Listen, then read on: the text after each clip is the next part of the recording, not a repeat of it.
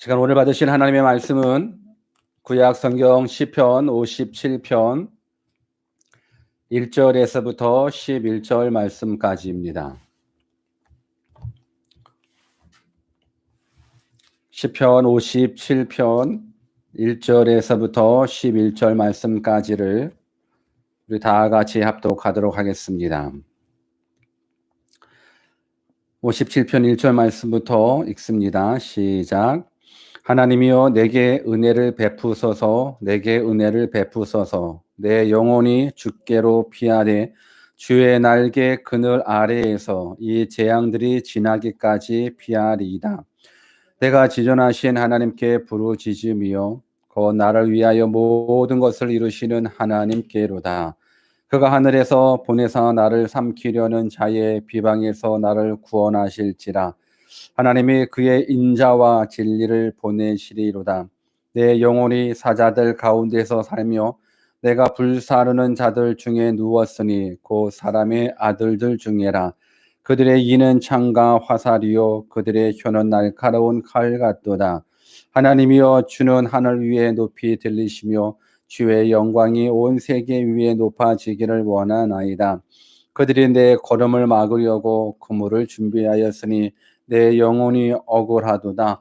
그들이 내 앞에 웅덩이를 팠으나 자기들이 그 중에 빠졌도다.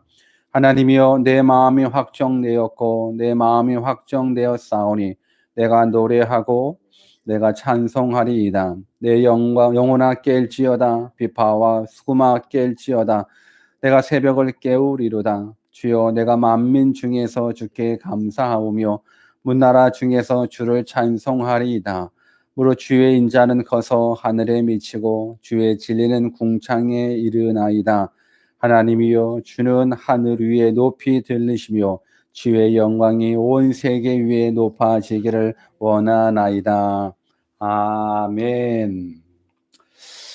우리 하나님은 항상 좋으신 하나님, 항상 선하신 하나님. 그래서 늘 고백합니다. God is good all the time이라고. All the time God is good. 여러분 기억하십시오. 어떤 상황이더라도 우리 하나님은 항상 좋으신 하나님, 선하신 하나님이라는 것. 그리고 우리는 하나님의 도우심 없이는 살 수 없다라는 것. I'm nothing without God. 하나님 없이는 우리는 아무것도 아닌 존재, 연약한 인생이라는 것 꼭 깨닫기를 주님의 이름으로 축원합니다. 그러나 하나님이 함께 하시면 놀라운 일이 생깁니다. With God, nothing is impossible. 오늘 이 시간 그 약속을 믿고 그 약속의 하나님이신 그 말씀을 또 말씀 가운데 만나 뵙기를 간절히 주 예수 그리스도의 이름으로 축원합니다. 오늘은 뜻을 정한 인생 216번째 시간으로 주의 날개라는 제목으로 말씀을 선포하겠습니다. 우리 한번 옆에 계신 분들에게 우리 주의 날개 아래 거합시다 라고 인사 한번 해볼까요? 시작. 우리 주의 날개 아래 거합시다. 아멘. 오늘 이 시간 우리 모두가 주의 날개 아래 거하시는 놀라운 은혜가 경험되기를 주님의 이름으로 축원합니다. 지금 전 세계는 코로나 바이러스라는 큰 재앙을 겪고 있습니다. 물론 감사하게도 뉴질랜드는 점점 안정화되어 가고 있어서 너무너무 감사합니다. 그러나 아직도 이 바이러스가 전 세계적으로 확산되고 있기 때문에 여러분들이 계속적으로 기도해 주시기를 바라겠습니다. 사실 코로나 바이러스는 어찌 보면 온 인류에게 미칠 재앙과 같습니다. 여러분들, 우리가 재앙을 만나게 되면 우리는 어떻게 해야 될까요? 국가의 재앙을 만났을 때 또 더 좁게는 개인적으로나 가정적으로 큰 어려움이나 재앙을 만났을 때 우리는 어떻게 해야 합니까? 오늘 말씀의 결론입니다. 주의 날개 그늘 아래에 있어야 됩니다. 오늘 서로는 결론부터 짚고 말씀을 이어가도록 하겠습니다. 여러분들, 지금 우리가 어려움에 처해져 있고 지금 우리가 재앙이라 일컬을 정도로 아픔에 처해져 있다. 어떻게 해야 됩니까? 시편 기자의 고백처럼 주의 날개 그늘 아래 피하는 믿음의 사람 다 되주시기를 주님의 이름으로 축원합니다. 그런 모습 속에서 본문 1절 말씀을 같이 읽어볼까요? 서론이면서 결론입니다. 본문 1절 말씀입니다. 시작. 하나님이여 나를 긍휼히 여기시고 나를 긍휼히 여기소서. 내 영혼이 주께로 피하되 주의 날개 그늘 아래서 이 재앙이 지나기까지 피하리이다.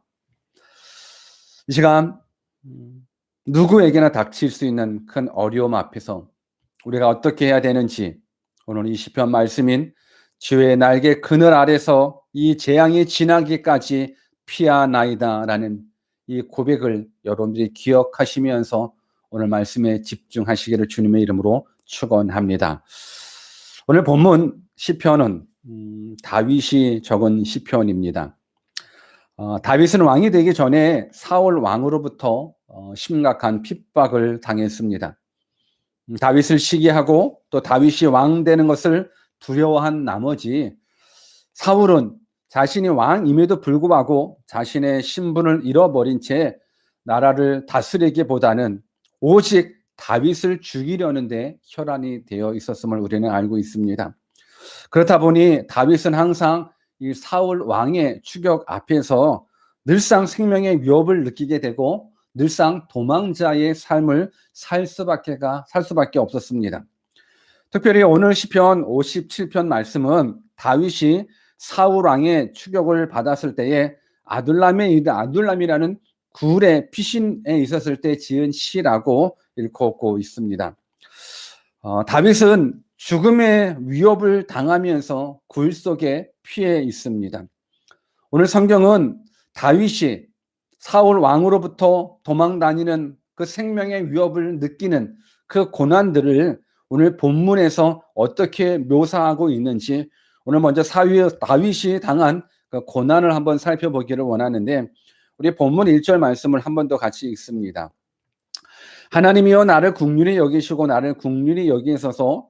내 영혼이 주께로 피하되 주의 날개 그늘 아래서 이 재앙이 지나기까지 피하리이다. 지금 다윗 왕은 왕은 아니죠. 이때는 지금 다윗의 고난, 다윗의 아픔은 성경에서 뭐라고 표현하고 있냐면 재앙이라는 말을 쓰고 있습니다. 지금 다윗이 겪고 있는 아픔은 인생에 있어서 큰 재앙인 겁니다. 그래서 이 재앙이 지나기까지 주의 날개 아래 피하겠다라는 이 고백을 하고 있습니다. 여러분 재앙을 맞이했었을 때에 느끼는 그 감정이 어땠을까? 한번 여러분들이 다윗의 아픔을, 다윗의 그 괴로움을 한번 상상해 보시기를 바랍니다. 본문 3절에도 다윗의 고난이 나오고 있습니다.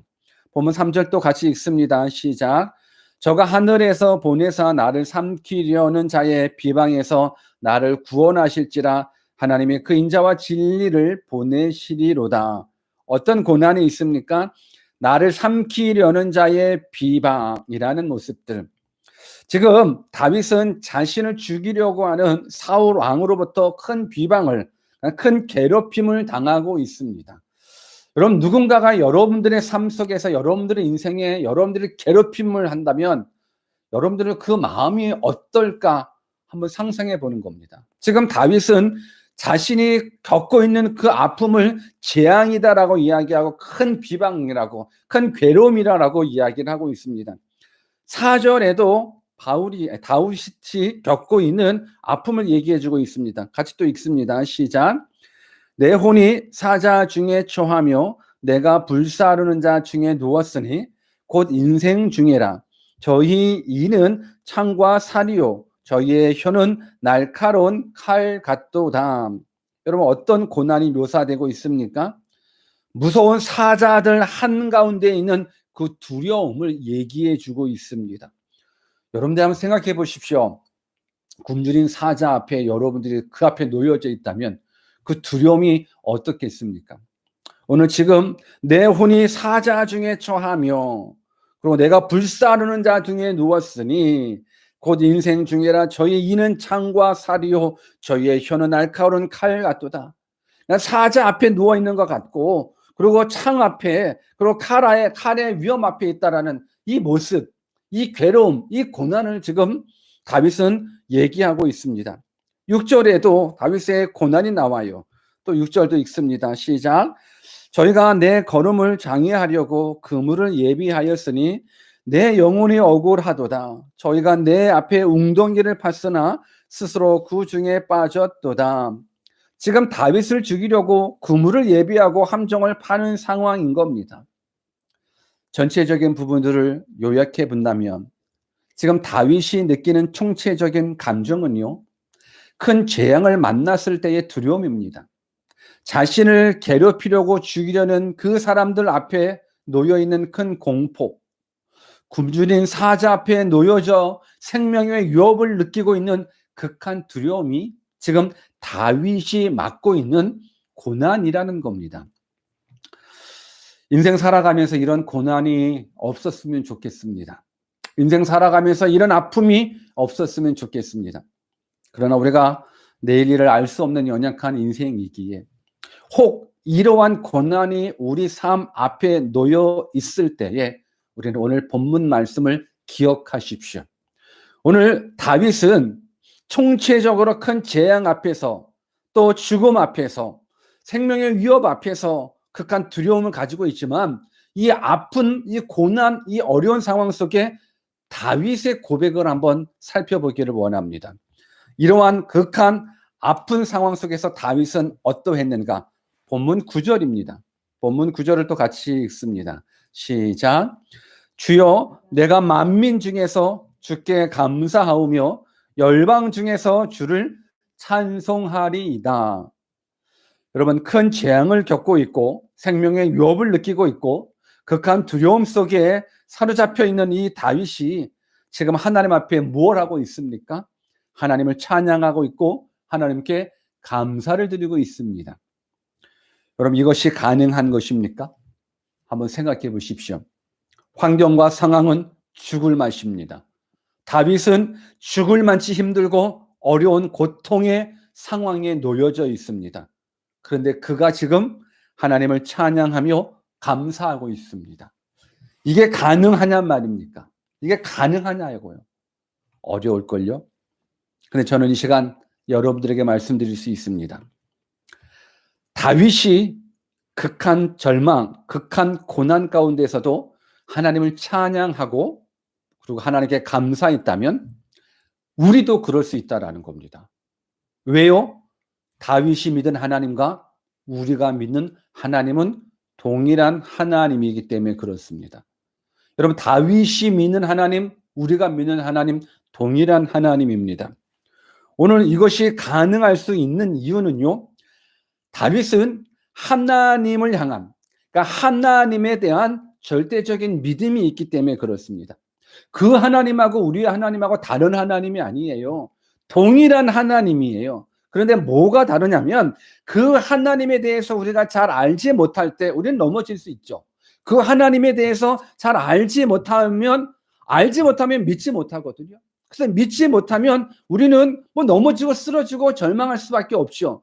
그러나 다윗이 만난 그 하나님, 다윗이 믿는 그 하나님이 우리의 하나님이라면 또 우리도 동일하게 그 하나님을 알고 있고 믿고 있다 그러면 우리는 다윗처럼 이 극한 어려움 속에서도 우리도 하나님을 향해 찬양할 수 있고 감사할 수 있다라는 겁니다. 여러분들 한번 여러분들의 믿음을 이 시간에 점검해 보시기를 바랍니다. 여러분들이 믿고 계시는 그 하나님, 온 우주 만물을 창조하신 하나님 맞으십니까? 역사를 주관하시고 환경을 주관하시는 하나님, 여러분들이 믿는 하나님 맞으십니까? 그 창조주 하나님, 전능한 하나님, 여러분들의 아버지 되주시는 하나님 맞으십니까? 그분이 여러분들을 너무너무 사랑한다라는 그 사랑 여러분들이 믿고 계십니까? 우리를 향한 그분의 계획은 실수가 없다고 믿으십니까? 이 세상에 벌어지는 모든 사건 하나하나는 우연이 아니라 다 하나님의 사랑의 주권 아래 있음을 여러분들 믿으십니까? 만약 믿는다면 이 믿음이 큰 재앙 가운데서도 하나님을 찬양할 수 있고 감사할 수 있다라는 겁니다. 세상 사람들은요, 이 재앙을 만나게 되면 좌절하게 되고 실망하게 됩니다. 그러면 하나님을 믿는 사람은 어떻습니까?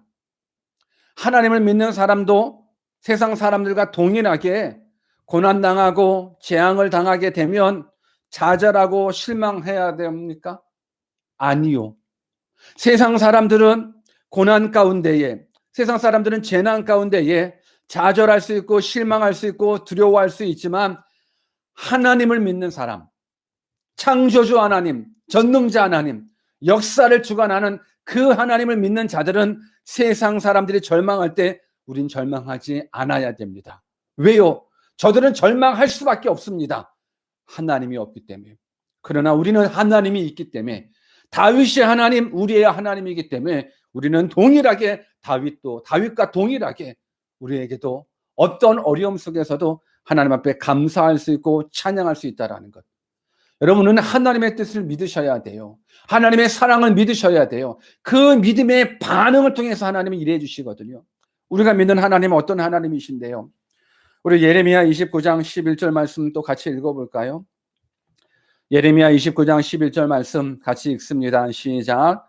나 여호와가 말하노라. 너희를 향한 나의 생각은 내가 아나니 재앙이 아니라 곧 평안이요 너희 장래에 소망을 주려 하는 생각이라. 여러분, 우리를 향한 하나님의 뜻은 재앙이 아니라 평안이요 소망입니다. 이것을 다윗은 알았고 믿었습니다. 비록 지금의 상황은 재앙이고 두려움이고 생명의 위협을 당하고 있는 상황이지만 신실하신 하나님을 다윗은 믿었습니다. 공의의 하나님, 정의의 하나님을 다윗은 믿었습니다. 이 믿음이 다윗으로 하여금 하나님을 감사할 수 있고 찬양할 수 있게 만들었습니다. 저는 오늘 이 다윗의 하나님을 향한 절대적인 신뢰, 하나님을 향한 절대적인 믿음을 오늘 본문에서 뽑아본다 그러면 주의 날개라고 저는 표현해 보고 싶습니다. 다윗의 믿음을 주의 날개 그늘 아래라는 이 표현을 통해서 다윗이 가지고 있는 그 하나님을 향한 절대적인 믿음을 우리는 깨달을 수가 있게 되는 겁니다. 그런 의미에서 본문 1절을 한 번 더 같이 읽습니다. 본문 1절입니다. 하나님이여 나를 긍휼히 여기소서, 나를 긍휼히 여기소서. 내 영혼이 주께로 피하되 주의 날개 그늘 아래서 이 재앙이 지나기까지 피하리이다. 내 영혼이 주께로 피하되 주의 날개 그늘 아래서 이 재앙이 지나기까지 피하리이다. 다윗이 재앙과 같은 상황 속에서 하나님을 찬양하고 감사할 수 있었던 이유, 하나님을 향한 절대적인 믿음, 그 믿음이 바로 주의 날개 그늘 아래에 피한다라는 이 고백에서 우리는 알 수 있다라는 겁니다. 여러분, 주의 날개라는 말은 하나님의 보호하심을 상징하게 됩니다. 여러분, 날개는 어미새가 자신의 새끼를 날개로 보호하는 데서 가져온 표현입니다. 그러니까 다윗은 위기와 절망 속에서 하나님의 날개를 생각했었습니다. 가장 안전한 곳, 가장 평안한 곳, 주님의 날개 그늘 아래 있다라는 겁니다. 그런데 왜 다윗은 주의 날개라는 표현을 사용했을까요? 사실상 이미지적으로 볼 때에 하나님은 천사가 아니기 때문에 날개를 갖지 않습니다. 천사는 날개를 가졌다라는 이미지를 가질 수 있겠지만 하나님은 천사가 아니기 때문에 날개가 있을 수 없습니다. 근데 그럼에도 불구하고 다윗이 주의 날개라는 표현을 사용하고 있습니다. 왜 그럴까? 다윗이 주의 날개라는 표현을 사용한 그 이유에 많은 신학자들은 이렇게 해석을 하고 있습니다. 우리 출애굽기 25장 20절 말씀을 또 같이 읽어볼까요? 왜 다윗이 주의 날개라는 부분들을 사용했는가? 출애굽기 25장 20절입니다. 시작. 그룹들은 그 날개를 높이 펴서 그 날개로 속죄소를 덮으며 그 얼굴을 서로 대하여 속죄소를 향하게 하고, 여기에서 말하는 이 그룹이라는 건 뭐 한 그룹, 두 그룹을 말하는 것이 아니라 이 천사를 의미하는 겁니다.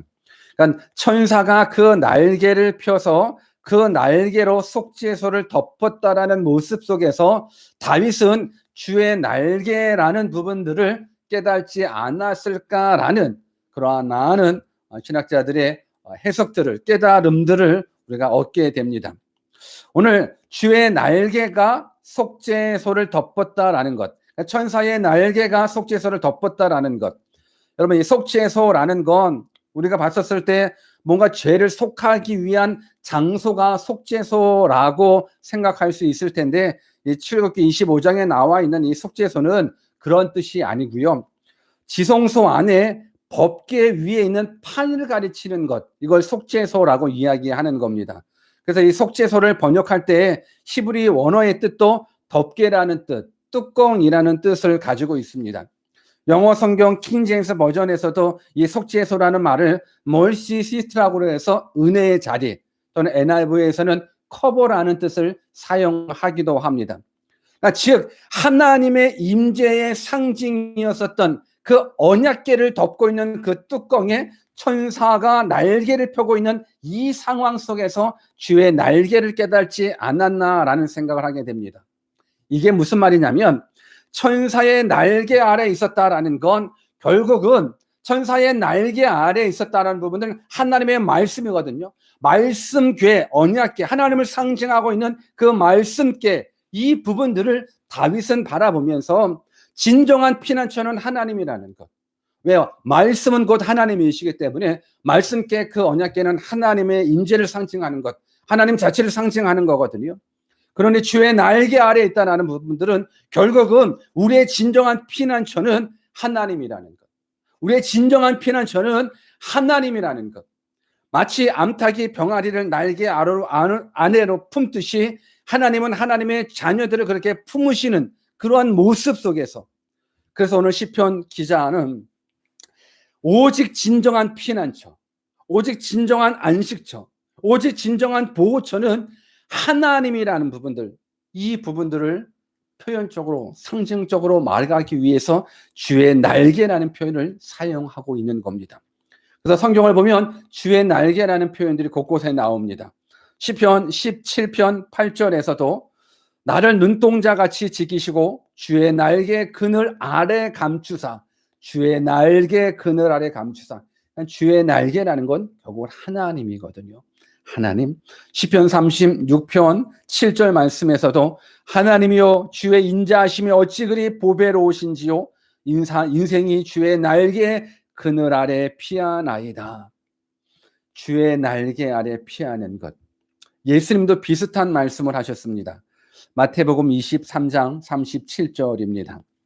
같이 한번 또 읽어볼까요? 마태복음 23장 37절. 예루살렘아 예루살렘아 선지자들을 죽이고 내게 파송된 자들을 돌로 치는 자여, 암탉이 그 새끼를 날개 아래 모음같이 내가 내 자녀를 모으려 한 일이 몇 번이냐, 그러나 너희가 원치 아니하였도다. 여러분, 이처럼 주의 날개는요 하나님의 품입니다. 주의 날개는요 진정한 피난처입니다. 안식처입니다. 구원의 쉼터입니다.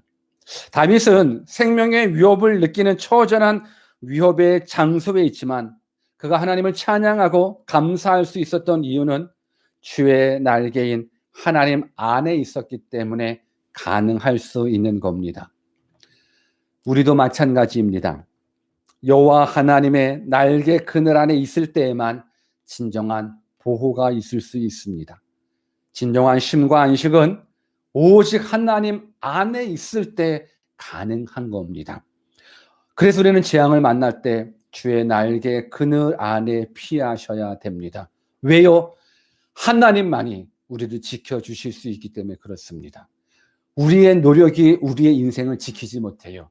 우리의 노력이 우리의 자녀를 지키지 못해요. 우리의 수고가, 우리의 노력이 우리의 미래를 지키지 못해요. 오직 하나님이 우리를 지키셔야 지켜집니다. 시편 127편 1절 말씀 같이 한번 읽어볼까요? 시편 127편 1절 말씀입니다. 시작. 여호와께서 집을 세우지 아니하시면 세우는 자의 수고가 헛되며 여호와께서 성을 지키지 아니하시면 파수꾼의 경성함이 허사로다. 결국 어떻게 하셔야 된다라는 겁니까? 주의 날개 그 안에 있어야 된다는 겁니다. 왜요? 여호와께서 집을 세우지 아니하시면 세우는 자의 수고가 헛되기 때문에 그렇습니다. 여호와께서 성을 지키지 아니하시면 파수꾼의 경성함이 허사이기 때문에 그렇습니다. 누가 우리의 생명을 지킵니까? 누가 우리의 가족을 지킵니까? 누가 우리의 미래를 지켜줄 수 있겠습니까? 물질이 우리를 지켜줄 수 있습니까? 여러분들의 노력이 우리를 지켜줄 수 있습니까? 아니요. 오직 하나님이 우리를 지켜주실 수 있습니다. 오직 하나님이 극한 재난 가운데서도, 극한 재앙 가운데서도 우리를 지켜주실 수 있는 전능하신 하나님, 사랑의 하나님, 오직 그분만이 우리를 지켜줄 수 있습니다. 다윗은 이것을 깨달았습니다. 그래서 재앙을 만날 때 주의 날개 그늘 아래에 피하라는 이 믿음의 고백을 하게 됩니다. 여러분, 하나님께서는요, 하나님을 믿고 하나님을 신뢰하는 자에게 언제나 보호하시며 그를 책임져 주십니다. 비록 우리가 인생을 살면서 쓰라린 고통과 환난을 체험하도록 하나님은 때로 허용하십니다. 그러나 그런 과정 가운데서 결국 주의 날개 그늘 안에 있는 자에게 진정한 평안을, 진정한 안식을, 진정한 구원을 주심으로 말미암아서 하나님은 하나님의 하나님 되심을 나타내 보여주기를 원하십니다. 오늘 저는 여러분들이 인생을 살아가면서 또 지금의 이 어려운 상황 속에서 세상 사람들이 절망한다고 똑같이 절망하지 마시고, 세상 사람들이 낙심한다고 똑같이 낙심하지 마시고, 우리가 믿는 하나님 확실한 믿음 가지고, 그 하나님 전능하신 하나님이니 확실한 믿음 가지고 하나님께 나아가는 주의 날개 그늘 안에 피할 수 있는 믿음의 사람이 되시기를 간절히 주 예수 그리스도의 이름으로 축원합니다. 여러분들이 하나님에 대한 이 믿음이 있다 그러면 저는 여러분들에게 이 부분들을 한 번 더 부탁드리고 싶습니다. 본문 7절입니다. 이제 우리가 해야 될 일입니다. 본문 7절 또 같이 읽습니다. 시작. 하나님이여, 내 마음이 확정되었고 내 마음이 확정되었사오니 내가 노래하고 내가 찬송하리이다. 여러분, 확정되었다라는 말은 고정되었다라는 뜻입니다. 다윗은요, 2번씩이나 확정되었고 확정되었사오니라고 고백하고 있습니다. 하나님을 믿고 의지하기로 한 그의 마음이 고정되었다라는 것, 하나님을 믿기로, 하나님께 집중하기로, 하나님을 하나님답게 믿기로 확고부동한 그의 믿음의 고백을 표현하고 있는 것입니다. 하나님에 대한 우리의 신앙도 이제는 확정과 확신이 필요할 때입니다. 여러분, 언제까지 긴가 민가, 될까 말까, 믿을까 말까 고민하시겠습니까? 언제까지 교회를 다니면서도 하나님은 살아있나? 정말 하나님은 살아계신가? 언제까지 왔다 갔다 하시겠습니까? 오늘 이 시간 우리에게 필요한 건 다윗의 이 고백처럼 확정되고 확정된 그 마음을 여러분들이 가지셔야 됩니다. 이제 주저하지 마십시오. 마지막 때가 가까이 왔습니다. 인생의 종말이 가까워 왔고 세계의 종말이 가까워 왔습니다. 한치 앞을 내다볼 수 없는 이 인생 속에서 여러분들이 붙잡아야 될 건 오직 여호와 하나님이십니다. 우리 열왕기상 18장 21절 말씀도 같이 읽어볼까요? 같이 읽습니다. 시작. 엘리야가 모든 백성에게 가까이 나아 이르되 너희가 어느 때까지 두 사이에서 머뭇머뭇하려느냐? 여호와가 만일 하나님이면 그를 쫓고 바알이 만일 하나님이면 그를 쫓을지니라 하니 백성이 한 말도 대답지 아니하는지라. 여러분, 신앙은 결단입니다. 창조주 하나님은 확실히 계십니다. 그 하나님은 역사를 주관하시고 환경을 주관하시고 우리들의 생사화복을 주관하신 하나님이십니다. 여러분, 전능하신 하나님, 창조주 하나님 확실하게 계십니다. 어느 때까지 머뭇머뭇하겠습니까? 오늘 여러분들이 이 다윗의 고백처럼 정말 하나님의 하나님 되심을 확실하게 믿어 나 또한 내 마음이 확정되었고 확정되었다라고 하나님 앞에 고백하시기를 바랍니다. 하나님을 믿는 믿음에 확정되고 확정된 그 신앙, 그 믿음을 통해서는 하나님께서 일해 주신다라는 것, 이거 기억하시기를 주님의 이름으로 축원합니다. 마지막으로 한 말씀만 드리고 말씀을 마치도록 하겠습니다. 예전에 어떤 농장에서 화재가 일어났다고 합니다. 화재가 진압된 후에 농부가 나와서 가축들과 농장들을 살펴봤는데 정말 그 가운데 처참하게 죽어있는 이 암탉이 눈에 띄었답니다. 암탉이 깃털이 다 빠져버린 채 몸만 남았는데 발로 조심스럽게 그 죽은 암탉을 건드려 봤더니 죽은 암탉 몸에서 그 안에서 어린 병아리 떼들이 기어 나왔답니다. 새끼 병아리들이 어미닭 몸속에, 어미닭 품에, 어미닭의 날개 아래서 목숨을 건진 사건입니다. 참 이 짐승들을 통해서도 우리가 감동을 얻게 됩니다. 저는 이 감동을 보면서 예수님을 한번 더 기억하게 됩니다. 하나님이신 예수님께서 죄로 말미암아 지옥 갈 수밖에 없는 우리들을 구원하시고자 하나님께서 십자가의 날개로, 예수님께서 십자가의 날개로 우리를 품어 주셨습니다. 그 십자가의 날개 아래 우리가 있었기에 우리가 영원한 생명을 얻을 수 있는 겁니다. 마태복음 20장 28절에 보면 인자가 온 것은 섬김을 받으려 함이 아니라 도리어 섬기려 하고 자기 목숨을 많은 사람의 대속물로 주려 함이라 기록하고 있습니다. 우리를 구원하시기 위해서 우리를 주의 날개로 품으신 예수님의 모습을 기억하시기를 바랍니다. 자기의 목숨을 많은 사람의 대속물로 바쳐서 우리를 구원하시기 위한 그 하나님의 사랑. 오늘 저는 여러분들이 예수 그리스도의 십자가의 날개 아래 다 들어왔으면 좋겠습니다. 그 안에 구원이 있습니다.